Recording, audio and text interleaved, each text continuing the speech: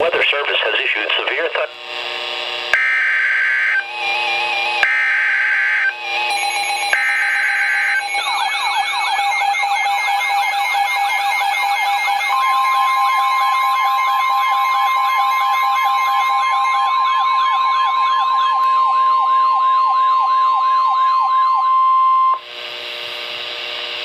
The National Weather Service in Milwaukee has issued a severe thunderstorm warning for western Jefferson County in southeast Wisconsin, southeastern Dane County in south central Wisconsin, southwestern Dutch County in southeast Wisconsin until 5 p.m. At 4:16 p.m., a severe thunderstorm was located near Lake Koshkonong, or 7 miles west of Fort Atkinson, moving northeast at 40 miles an hour.